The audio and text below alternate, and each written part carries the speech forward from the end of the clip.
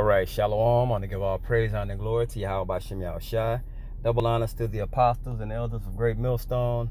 Peace and blessing to you. I can push this truth throughout the 4 winds. All right. This is part 3 of the book of Acts. The new recites the old. As I've said in the other videos, this was basically got on me to do because talking to people seem to think that the New Testament was just pulled out of thin air. They don't realize that the New Testament recites the Old. Okay, this is Joshua, which is in the Old Testament, 24 and 32. It says, "And the bones of Joseph, which the children of Israel brought up out of Egypt, buried they in Shechem in a parcel of ground which Jacob brought of the sons of Hamor, the father of Shechem, for 100 pieces of silver, and it became the inheritance of the children of Joseph." Why do we see this in Acts 7 and 16? "And were carried out into Shechem and laid in the sepulchre that Abraham bought for a sum of money of the sons of Emor, the father of Shechem." So, same thing. Exodus 1 and 7. "And the children of Israel were fruitful and increased abundantly and multiplied and waxed exceedingly mighty, and the land was filled with them." Acts 7 and 17. "But when the time of promise drew nigh, which the Most High had sworn to Abraham, the people grew and multiplied in Egypt." Why, if the New Testament was pulled out of thin air, why is it saying word for word things that were in the Old? Exodus 1 and 8. "Now there arose a new king over Egypt, which knew not Joseph." Acts 7 and 18.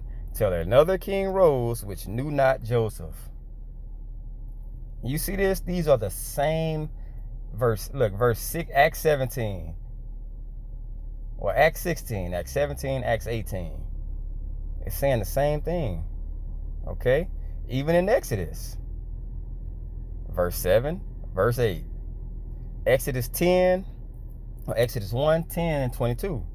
It says, "Come on, let us deal wisely with them, lest they multiply, and it come to pass that when they're fallen out any war, they join also unto our enemies and fight against us, and so get them out of the land."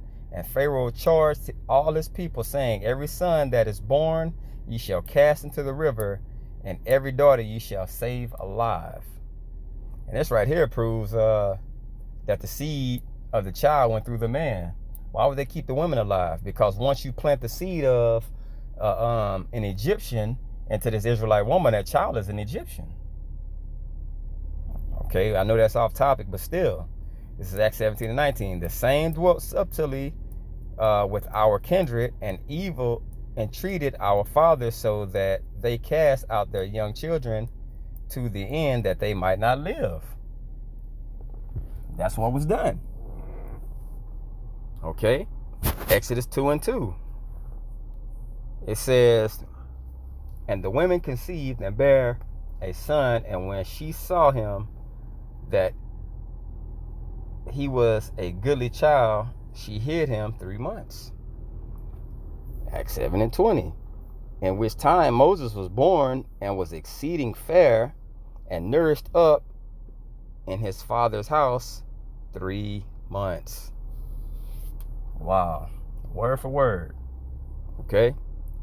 Exodus 2. And you can read this on your own. It's 3 through 10. But it's basically saying this right here in Acts 7 and 21. "And when he was cast out, Pharaoh's daughter took him up and nourished him for her own son." Okay? For her own son. And you can see that right here in 9. "And Pharaoh's daughter said unto her, Take this child away and nurse it for me." You see that? Same exact thing. Exodus 2 and 11.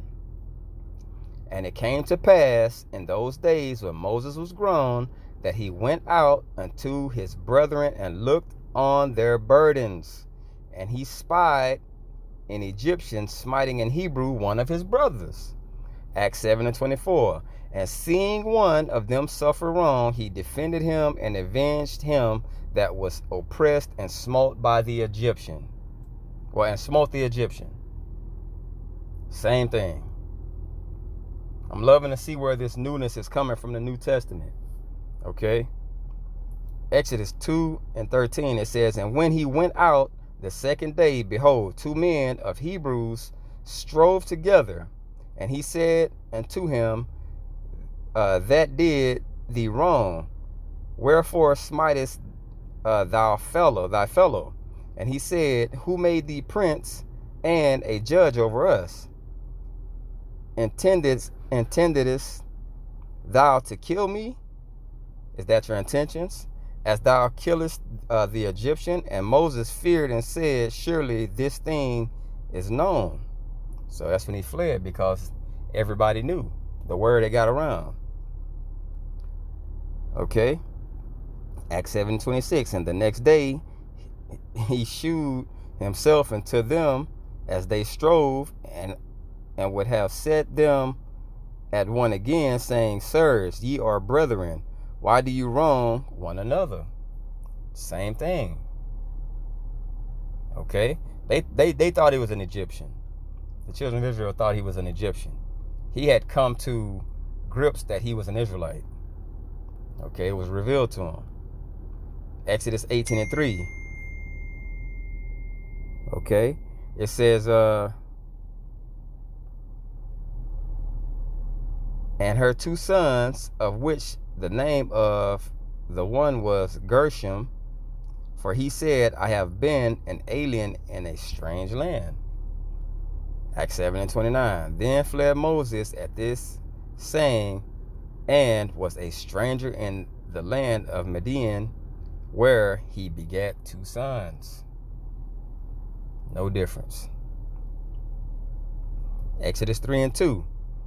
And the angel of the Lord appeared unto him in a flame of fire out of the midst of a bush. And he looked, and behold, the bush burned with fire, and the bush was not consumed. Acts 7:30.